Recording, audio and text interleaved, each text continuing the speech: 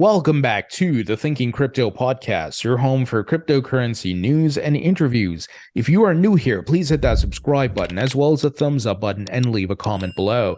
If you're listening on a podcast platform such as Spotify, Apple, or Google, please leave a 5-star rating and review. It supports the podcast and it doesn't cost you anything. This content is brought to you by Uphold, which is a great crypto platform that I've been using since 2017, so I can certainly vouch for this platform. They have 10 plus million users, 250 plus cryptocurrencies, and they're available in 150 countries. You can also trade precious metals and equities on this platform. If you'd like to learn more about Uphold, please visit the link in the description. Well, folks, we got some bombshell news here breaking about SEC Chair Gary Gensler and Binance. Here's the headline from CNBC.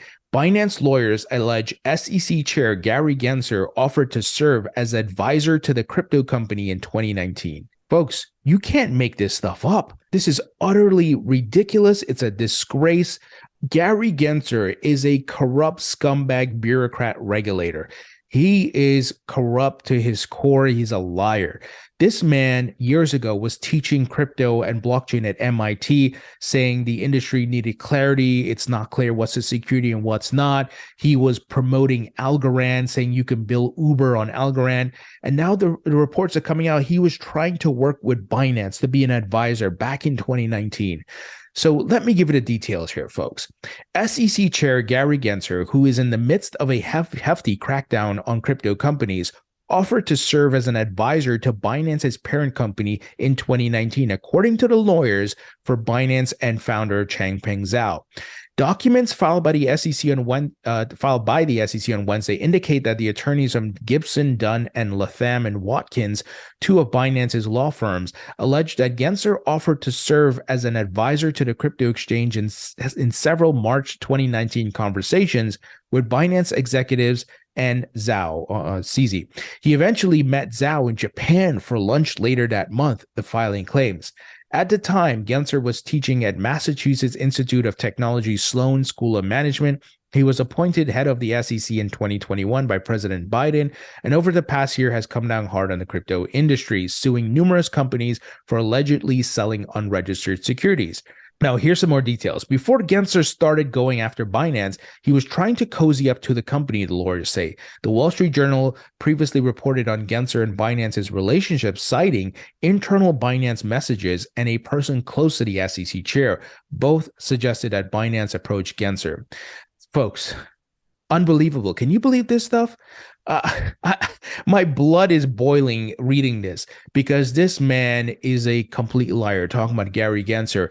And I'm not saying CZ and Binance are angels. By no means am I saying that. If they did something wrong, yes, the SEC and other regulators should go after them.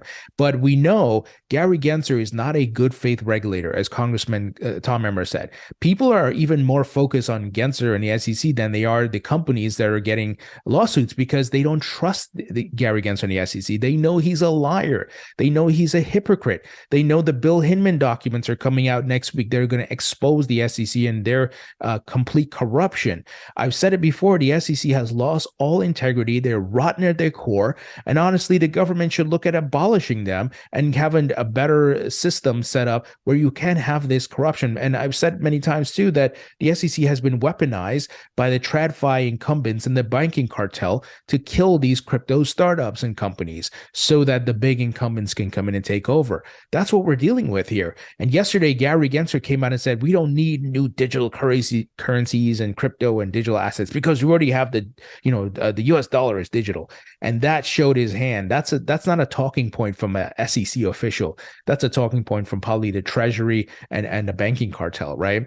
So in the latest filing, the Gibson and Latham attorneys say that Zhao continued to stay in touch with Gensler after the March meeting, and at the future SEC chair's request, Zhao sat down for an interview with Gensler as part of the cryptocurrency course he was teaching at MIT.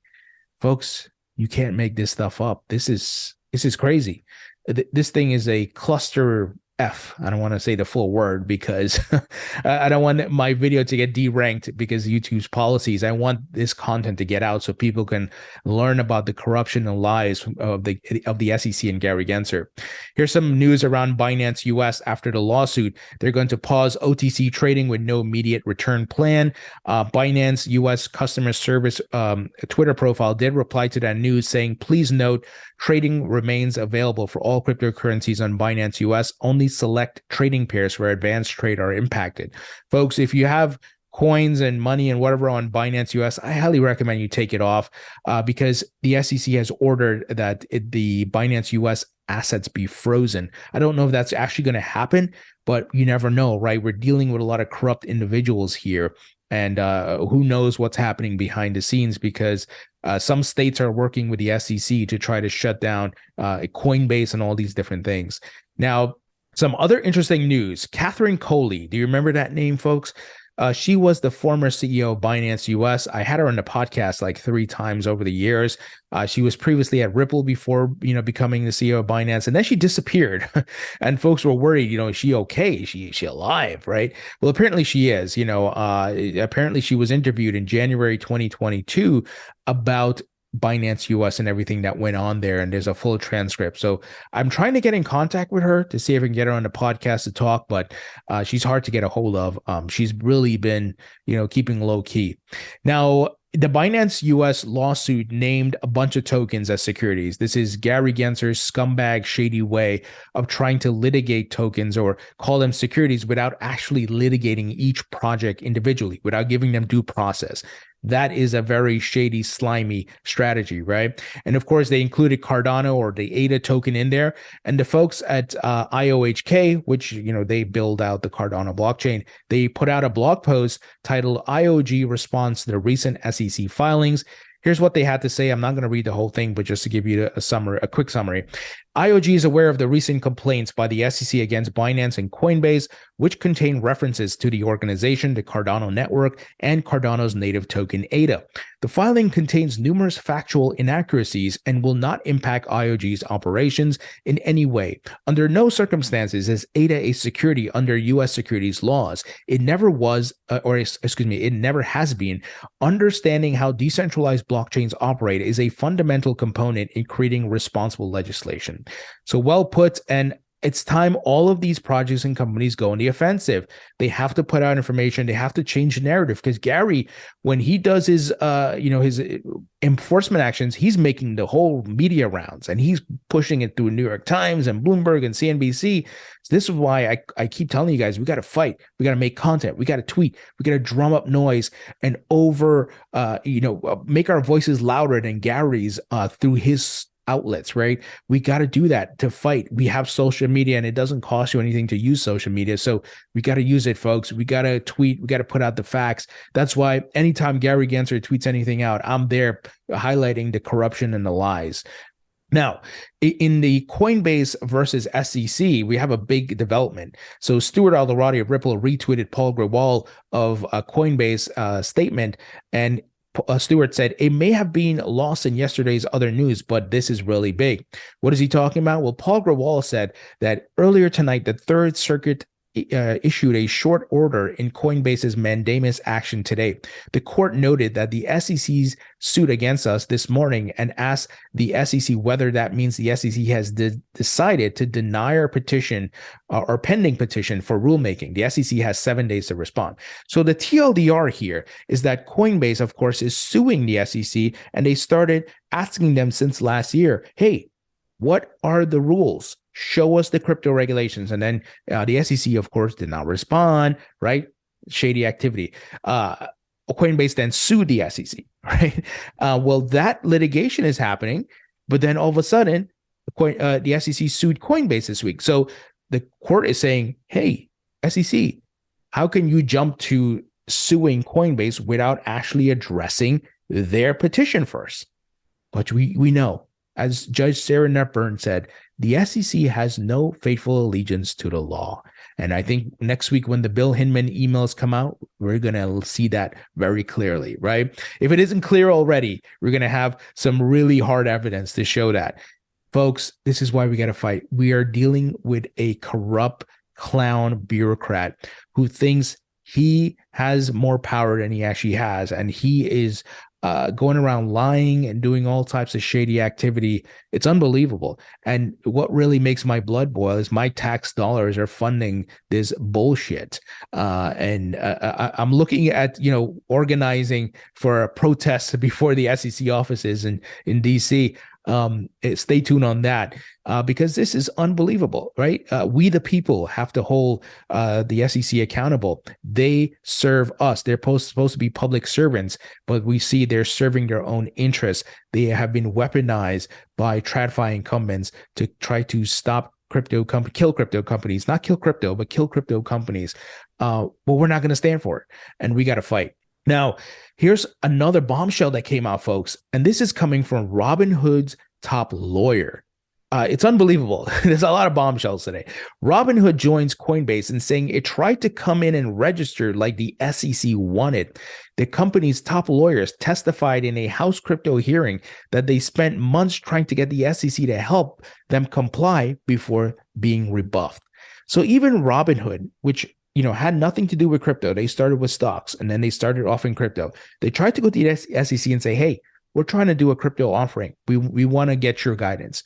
But of course, Gary's not interested in helping anybody. And his whole thing, register in the website, come in and talk to us, is all bullshit. It's a facade. Again, we are not dealing with someone who has any allegiance to the law. Here's a quote. When Chair Gensler at the SEC in 2021 said, come in and register, we did, Gallagher said in his testimony.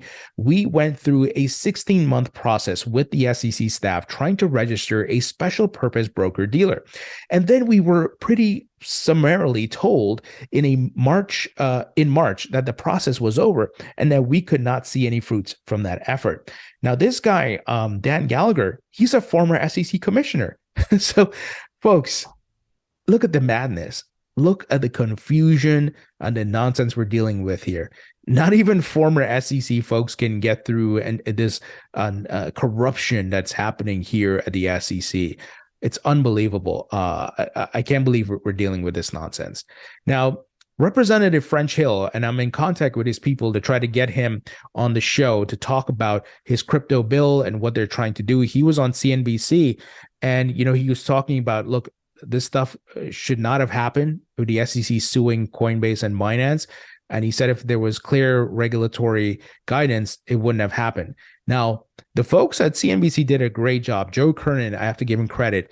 He called out Representative French Hill. He said, look, a lot of the blame is on the SEC, of course, but a lot of blame is also on Congress. Why didn't you guys act? You watched this thing for years.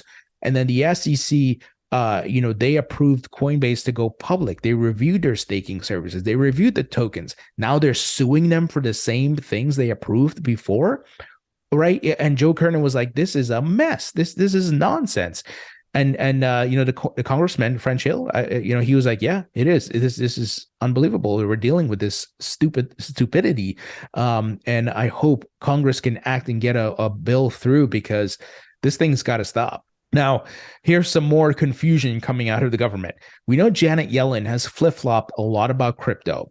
Well, today, apparently, she told CNBC she supports U.S. regulatory oversight over crypto to protect consumers and investors. She said additional crypto regulation would be appropriate. We'll work with Congress to see additional legislation passed. I don't know what to say. And here, Cody Carbone of the Digital Chamber of Commerce, he summarized it well. He said, Treasury Secretary, which is Yellen, of course, we need additional regulation and legislative guidance is needed for crypto. Here's what SEC Chair Gary Gensler just recently said. No regulation or laws needed. If you don't understand me, you're non-compliant. I am a boss. Cody says, are you confused? Me too. Folks, I'm not making this stuff up. People are genuinely confused and seeing the lies, the corruption, the back and forth, the flip-flopping. Gary Gensler needs to be fired, and we need to get our voices out there, folks. As mentioned, make content, tweet, do videos, contact your representatives, email, call, do what you got to do. Here, attorney John Deaton weighed in on what Jake Tversky of the Blockchain Association had to say. Jake said, if the SEC's legal theories on investment contracts are right, then basically all luxury goods in existence, watches, sneakers, cars, handbags, are securities. The idea that the SEC should regulate markets for these goods is, I don't know how else to say it, pants on head crazy. I'm glad people are speaking out more now because we have to call this nonsense out clearly. John Deaton said, I'm sure some people not paying close attention might think Jake is being hyperbolic here. He's not. The SEC's theory regarding digital assets is so overbroad that it equally applies to Air Jordans, Yeezys, baseball cards, Pokemon cards, Rolex watches, Birkin bags, etc. And here, we obviously had the crypto hearings here with the House Agriculture Committee, and there were some nice takeaways because they highlighted, the folks who were testifying from the crypto industry highlighted some of the use cases around crypto that are beyond just finance. So here, let me pull up his name, Ryan Watts, if I'm saying it right. Yeah, Ryan Wyatt, excuse me. He's the president of Polygon Labs. You all know I'm bullish on Matic. He said user privacy is inherently compromised in Web 2, and we have become accustomed to it. A blockchain-based internet corrects this issue. What have I been saying for years, guys? Blockchain solves the data breaches and the our identities and our privacies. It will also help verification in the AI fake driven, deep fakes that we're seeing, right? Photos, music, and all that. Guess what? If you have blockchain in place there, anybody can create these different fake things with AI. A image or a file or whatever it may be on the blockchain will be the verified version. So this is a big use case. And of course, the different blockchain networks out there, there are many different ones. It will be used by different folks in different industries. And of course, the native tokens, you can invest in the native tokens. That's the game changer. And that's what Gary Gensler and the banking incumbents are fighting so hard because they want to control and they want to gatekeep because you no longer have to be an accredited investor. You can go put $100 in Ethereum, Bitcoin, XRP, and be part of the asset class. They don't like that. They don't like that, folks. And here's another example. Taylor Barr, who's policy at Digital Chamber of Commerce, he highlighted the following. So far, we have heard about blockchain for healthcare, supply chains, satellites, food traceability, energy grid monetization, VA health records, encrypted messaging, cross-border transaction, and much more. So highlighting that, this tech, we have to show the benefits to the members of Congress, help them to understand, hey, this is not just about investing. This tech is the next layer on top of the internet. And I think once that message starts going through and shows how it solves a lot of the problems we face, like what Ryan said here about our privacy and data breaches and all that, I think folks are going to jump on board. We got to educate them. In the meantime, we're facing tons of headwinds here from the SEC, and we got to fight.